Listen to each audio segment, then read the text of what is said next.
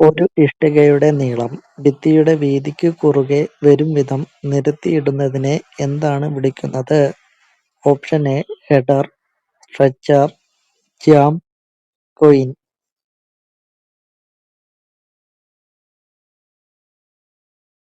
Header എന്നാണ് വിളിക്കുന്നത്.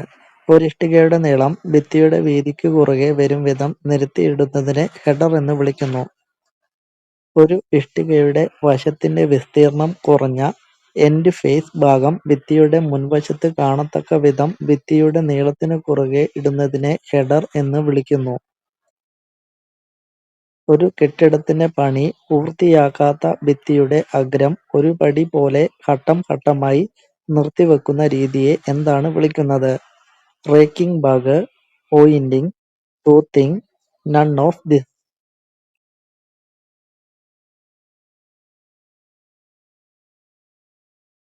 Racking back എന്നാണ് വിളിക്കുന്നത്.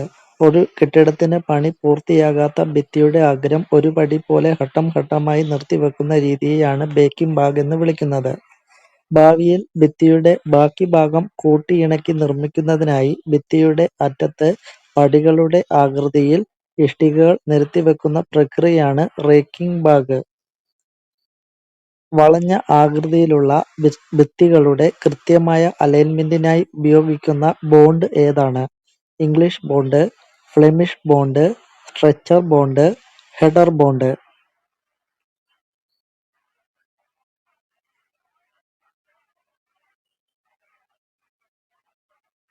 ഹെഡർ ബോണ്ടാണ് ശരിയായ ഉത്തരം. വളഞ്ഞ ആകൃതിയിലുള്ള ഭിത്തികളുടെ കൃത്യമായ അലൈൻമെന്റിനായി ഉപയോഗിക്കുന്ന ബോണ്ടാണ് ഹെഡർ ബോണ്ട്. വക്രതയുള്ള ഭിത്തികൾ നിർമ്മിക്കുമ്പോൾ ഇഷ്ടികയുടെ നീളം കുറഞ്ഞ ഭാഗം മുന്നിൽ വരുന്നത് സ്മൂത്തായ വളവ് ലഭിക്കാൻ സഹായിക്കുന്നു. അതിനാൽ ഹെഡർ ബോണ്ടാണ് ഇതിന് അനുയോജ്യം. കല്ലുകെട്ടുകളിൽ ഭിത്തിക്കു കുറുകെ ഉറപ്പു നൽകുന്നതിനായി തെരഞ്ഞെടുത്ത് ഉപയോഗിക്കുന്ന നീളമുള്ള കല്ലുകളെ എന്താണ് വിളിക്കുന്നത്? Bond stone, hearting, corbel, none of this.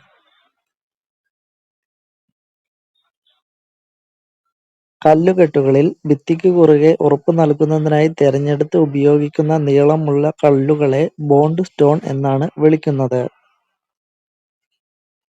ഭിത്തിയുടെ മുൻവശത്തെയും പിൻവശത്തെയും കല്ലുകളെ തമ്മിൽ കൂട്ടിയിണക്കി ഭിത്തിക്കു കുറുകെ ബലം നൽകാൻ ഉപയോഗിക്കുന്ന നീളമുള്ള കല്ലുകളാണ് ബോണ്ട് സ്റ്റോൺ അഥവാ ത്രൂ സ്റ്റോൺ.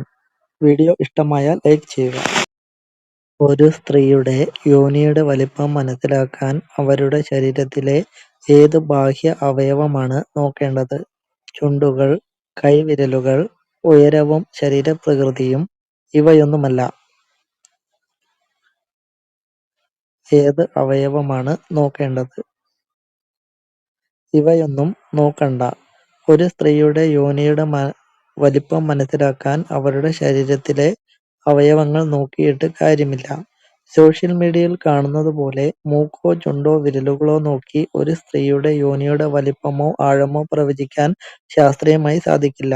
യോനി എന്നത് പേശികൾ കൊണ്ടുണ്ടാക്കിയ വലിപ്പത്തിൽ മാറ്റം വരാൻ കഴിവുള്ള ഒരു അവയവമാണ്. പുറമേ കാണുന്ന ഒരു ശരീരഭാഗവുമായും ഇതിന്റെ വലിപ്പത്തിന് നേരിട്ട് ബന്ധമില്ല.